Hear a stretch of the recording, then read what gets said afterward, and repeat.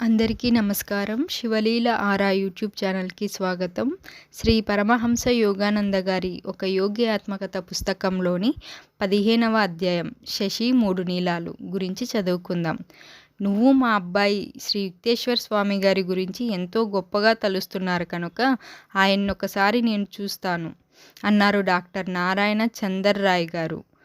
ఆయన కంఠస్వరంలో మందబుద్ధుల ముచ్చట చెల్లించే ధోరణి ధ్వనించింది. అయితే అవతలి వాళ్ళని తన మతంలోకి మార్చడానికి ప్రయత్నించే ప్రచారకుడు పాటించే సత్సంప్రదాయాన్ని అనుసరించి నేను నా కోపాన్ని పైకి కనిపించకుండా చేసుకున్నాను.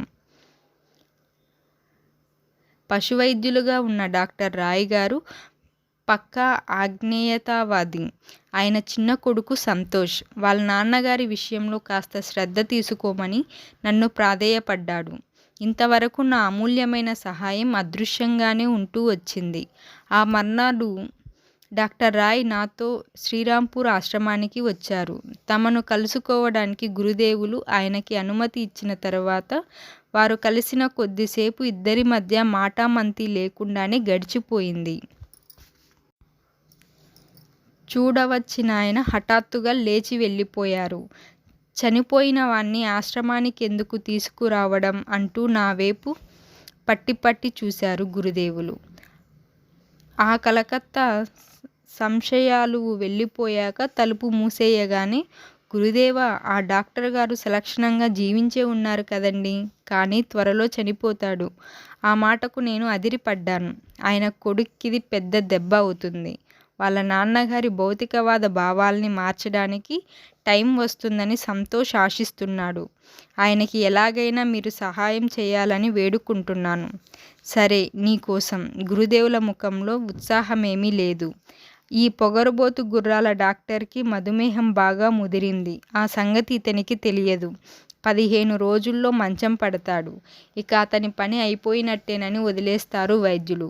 ఇతను ఈ లోకం విడిచిపోవడానికి సహజంగా నిర్ణయమైన కాలం ఈ వేళటికి 6 వారాలు. అయినా నువ్వు కలుగజేసుకున్నావు కాబట్టి ఆ రోజున కోలుకుంటాడు. కానీ ఒక్క షరతు, అతను గ్రహశాంతి కోసం దండకడియం ఒకటి వేసుకునేటట్టు చేయాలి.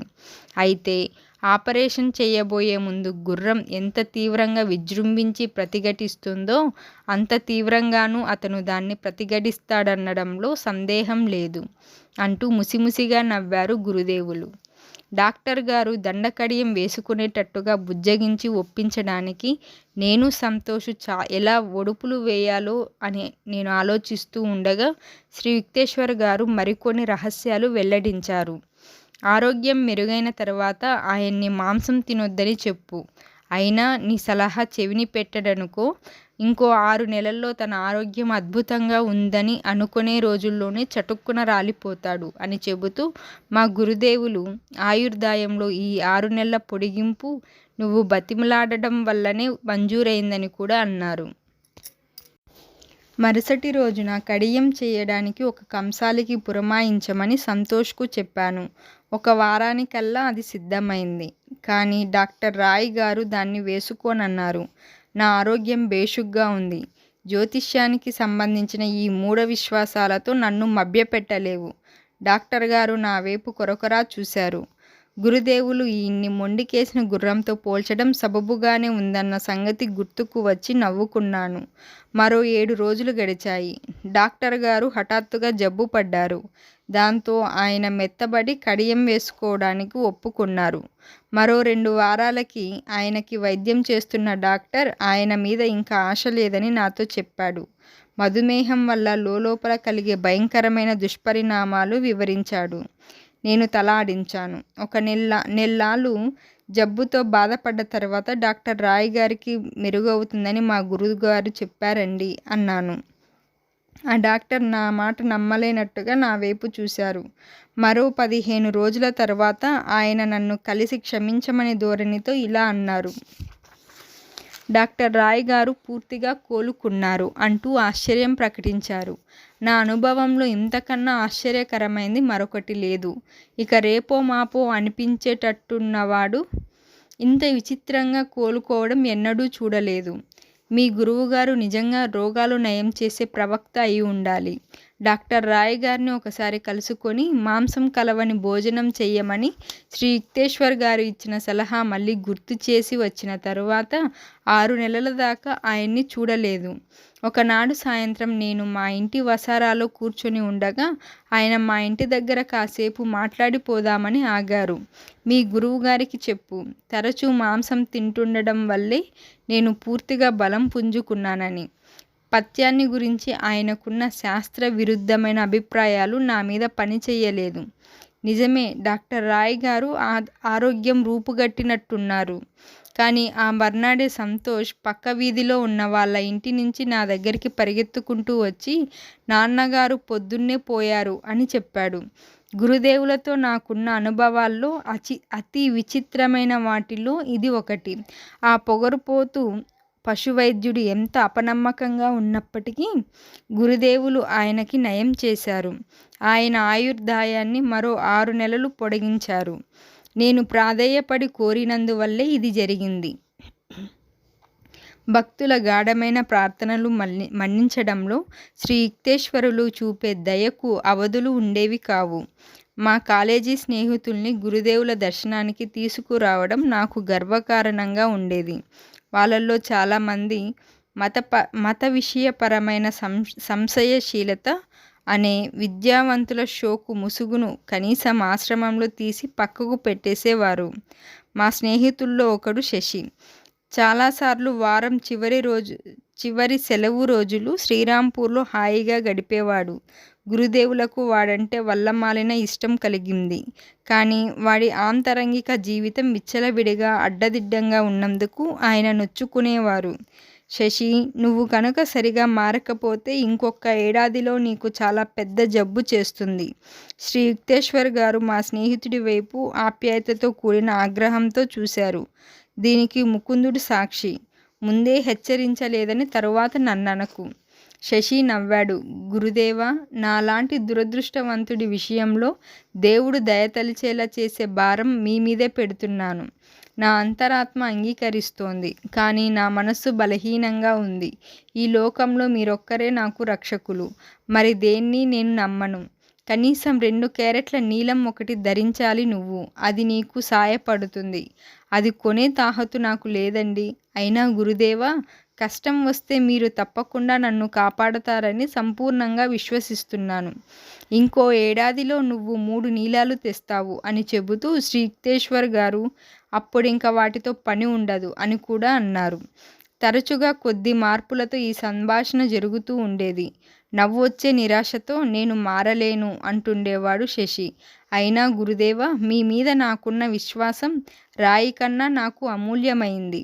1 ఏడాది గడిచింది. ఒకనాడు మా గురుదేవులు కలకత్తాలో నరేన్ బాబు అనే శిష్యుడి ఇంట్లో ఉండగా నేను ఆయన దర్శనానికి వెళ్ళాను. పొద్దుట సుమారు 10 గంటల వేళ శ్రీ యుక్తేశ్వర్ గారు నేను 2వ అంతస్తులో కూర్చుని ఉండగా వీధి గది తలుపు తెరుచుకున్న అలికిడి అయ్యింది. గురుదేవులు బింకంగా నిటారుగా మారారు. ఆ వచ్చినవాడు శశి అన్నారు గంభీరంగా. ఇప్పటితో ఏడాది గడిచిపోయింది. అతని ఊపిరితిత్తులు 2 చెడిపోయాయి. అతను నా మాట లెక్క పెట్టలేదు. నేనిప్పుడు చూడదలుచుకోలేదని అతనికి చెప్పు. శ్రీ యుక్తేశ్వర్ గారి నిష్ఠరతకు నేను కొంచెం కొయ్యబారి గబగబా మెట్ల మించి కిందికి పరిగెత్తాను. శశి మెట్లెక్కుతున్నాడు. ఓ ముకుంద, గురువుగారు ఇక్కడే ఉన్నారనుకుంటాను. నా మనసుకలా అనిపించింది. ఉన్నారు, కానీ ఇప్పుడెవరూ ప్రశాంతికి భంగం కలిగించడం ఆయనకు ఇష్టం ఉండదు. శశికి గబాల్న కళ్ళ నీళ్లు వచ్చాయి. నన్ను దూసుకుంటూ పైకి వెళ్ళాడు. శ్రీ యుక్తేశ్వర్ గారి కాళ్ళ మీద పడి అందమైన 3 నీలాలు అక్కడ పెట్టాడు. సర్వజ్ఞులైన గురుదేవా, నాకు ఊపిరితిత్తులకు సంబంధించిన క్షయరోగం వచ్చిందని డాక్టర్లు అంటున్నారు. ఇంకా 3 నెలలే ఆయుర్దాయం అంటున్నారు. మీ సహాయం కోసం సవినయంగా ప్రాధేయపడుతున్నాను. మీరు నయం చేయగలరని నాకు తెలుసు. నీ జీవితాన్ని గురించి ఆందోళన పడ్డానికి ఇప్పటికే కాస్త ఆలస్యం కాలేదు. నీ మనులు నువ్వు తీసుకువెళ్ళిపో. వాటి ఉపయోగం అయిపోయింది. ఆ తరువాత గురుదేవులు మాటా పలుకు లేకుండా బింగంగా కూర్చున్నారు. మధ్య మధ్య ఆ అబ్బాయి దయతలచమని ఆక్రందన చేస్తున్నాడు. రోగ నివారణ చేసే దివ్యశక్తి మీద శశికి ఉన్న విశ్వాసం ఎంత గాఢమైనదో కేవలం పరీక్షించడానికే శ్రీ యుక్తేశ్వర్ గారు ఇలా చేస్తున్నారన్న దృఢ విశ్వాసం నా అంతర్బుద్ధికి స్ఫురించింది. బింగంగా గంట గడిచిన తరువాత గురుదేవులు తమ కాళ్ళ దగ్గర పడి ఉన్న కుర్రవాడి మీద జాలి చూపులు ప్రసరించినప్పుడు నేను ఆశ్చర్యపోలేదు. లే శశి, పరాయి వాళ్ళ ఇంట్లో ఎంత కల్లోలం చేస్తున్నావు నువ్వు. ఈ నీలాలు దుకాణంలో తిరిగి ఇచ్చేయి. వాటి వల్ల అనవసరపు ఖర్చు ఇప్పుడు. అయితే గ్రహశాంతికి పనికి వచ్చే కడియం తెచ్చి వేసుకో. భయపడకు. కొద్ది వారాల్లో నీకు నయమవుతుంది.